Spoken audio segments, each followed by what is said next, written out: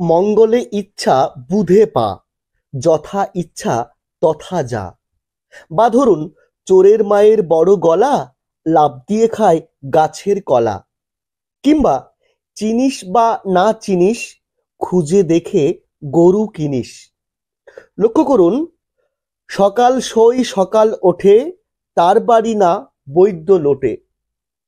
আরো লক্ষ্য করুন, খনা ডেকে বলে যান, রোদে ধান ছায়ায় পান।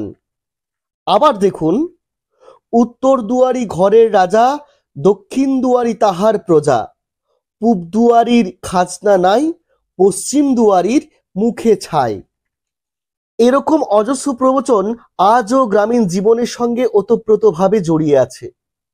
আবার গ্রামের মানুষেরা যখন কথা বলেন, তার মাঝে টিকটিকি টিকটিক করে ডেকে উঠলে ধরে নেওয়া হয় বক্তা যা বলছেন সব ঠিকই বলছেন। টিকটিকিকে দেখে আমরা সবাই বিরক্ত হলেও এই একটি বিষয়ে টিকটিকিকে আমরা মান্যতা দিই। এই দুয়ের অর্থাৎ প্রবচন ও টিকটিকির ডাকের পিছনে রয়েছে, হ্যাঁ ঠিকই ধরেছেন, রূপবতী জ্যোতির্বিদ্যায় বিশেষ পারদর্শিনী খনার ভূমিকা। ডক্টর বাঙ্গাল ইউটিউব চ্যানেলের আজকের এপিসোডে আমরা কথা বলবো খনা আসলে কে, কেন তার জীব কেটে নেওয়া হয়েছিল, টিকটিকির ডাক সত্যি, এর পিছনে রহস্যটাই বা কি, এসব নিয়েই। চলুন আলোচনা শুরু করা যাক।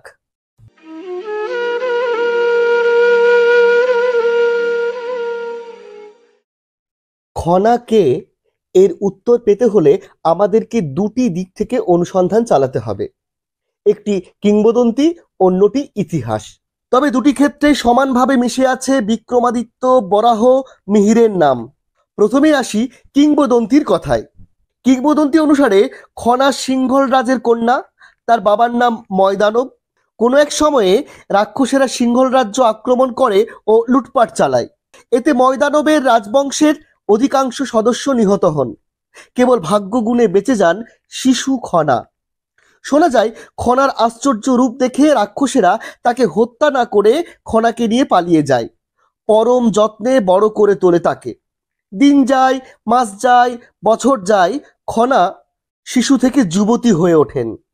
রাক্ষসদের কাছ থেকে নানা মায়াবিদ্যা ও জ্যোতির্বিদ্যায় পারদর্শিনীও হয়ে ওঠেন। অন্যদিকে উজ্জয়িনী সম্রাট বিক্রমাদিত্যের সভায় নবরত্নের অন্যতম রত্ন ছিলেন বরাহ। কিংবদন্তি অনুসারে বরাহের ঔরসে ধরার গর্ভে জন্ম নেন মিহির। বরাহ জ্যোতিষ গণনার সাহায্যে জানতে পারেন তার সদ্যজাত পুত্রের আয়ুষ্কাল মাত্র 1 বছর। এরপর বরাহ কি করবেন বুঝতে না পেরে ধরার সঙ্গে সলা পরামর্শ করে রাজ্যের অন্যান্য বড় বড় জ্যোতিষীদের কাছে যান। জ্যোতিষীরাও তাকে জানান যে সদ্যজাত বরাহ পুত্র অর্থাৎ মিহির মাত্র 1 বছরের জন্য বেঁচে থাকবে। এই অবস্থায় জ্যোতিষীরা বরাহকে পরামর্শ দেন মিহিরকে তামার পাত্রে করে সমুদ্রে ভাসিয়ে দিতে। জ্যোতিষীদের কথা অনুযায়ী শুভ দিন ও শুভক্ষণ দেখে বরাহ মিহিরকে বড় একটি তামার পাত্রে করে সমুদ্রে ভাসিয়ে দেন। সমুদ্রে ভাসতে ভাসতে সদ্যজাত মিহির পৌঁছে যান সিংহল রাজ্যে। সমুদ্রের তীরে তখন খনা ও অন্যান্য রাক্ষসীরা প্রমোদ ভ্রমণে বেরিয়েছিলেন। খনা তামার পাত্রে ওই সদ্যজাতকে দেখে এগিয়ে এসে কোলে তুলে নেন। তারপর রাক্ষসীদের বুঝিয়ে মিহিরকে বাড়ি নিয়ে যান। খনা লক্ষ্য করেন মিহিরের সঙ্গে ছোট্ট এক টুকরো ভূর্জপত্রে লেখা রয়েছে মিহিরের জন্ম সময়, তিথি ও নক্ষত্র। খনা এসব দেখে জ্যোতিষ গণনার সাহায্যে জানতে পারেন মিহিরের আয়ুষ্কাল 100 বছর।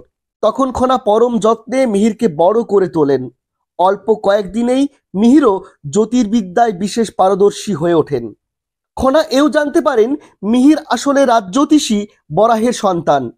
মিহির যখন যুবক হয়ে ওঠেন তখন খনা তাকে বিবাহ করেন। বেশ কয়েক বছর পর খনা জ্যোতিষ গণনার সাহায্যে জানতে পারেন মিহির উজ্জয়িনী নগরীতে তার বাবার কাছে ফিরতে চাইছেন। জানতে পেরে দুজনেই উজ্জয়িনী নগরীতে বরাহের কাছে চলে আসেন। ঠিক এই সময় খনা জ্যোতিষ গণনা ও জ্যোতির্বিদ্যার সাহায্যে রাজ্যের বিভিন্ন জটিল সমস্যার সমাধান করে ফেলেন। এই বিষয়গুলি ছিল মূলত কৃষিকাজের নিয়ম, কৃষিজ ফসলের যত্ন, কৃষিজ ফসল উৎপাদনের পরিমাণ, আবহাওয়া, মানব শরীর ইত্যাদির সঙ্গে সম্পর্কিত।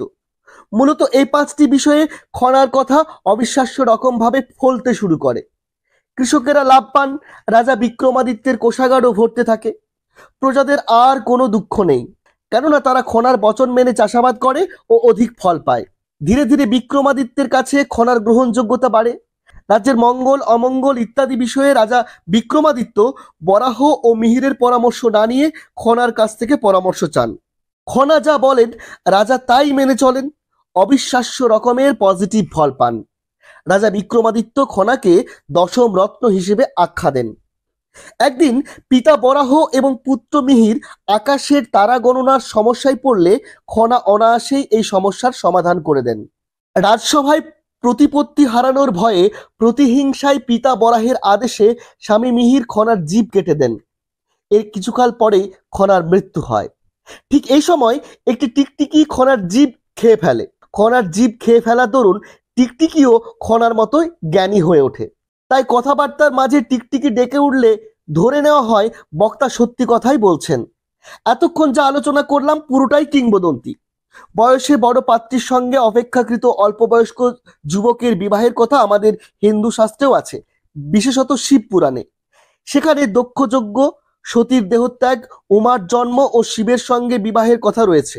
ভারতচন্দ্র রায়ের অন্নদামঙ্গল কাব্যেও আমরা একই ঘটনার পুনরাবৃত্তি দেখি।